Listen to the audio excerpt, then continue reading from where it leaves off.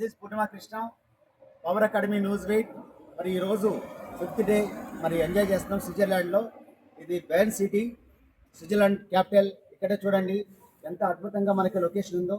మరి చుట్టూ చూస్తే ఒక ప్యాలెస్ ఉన్నాయి. ఈ ప్యాలెస్ మధ్యలో మనం ఇక్కడ ఈరోజు ఎంజాయ్ చేస్తున్నాం.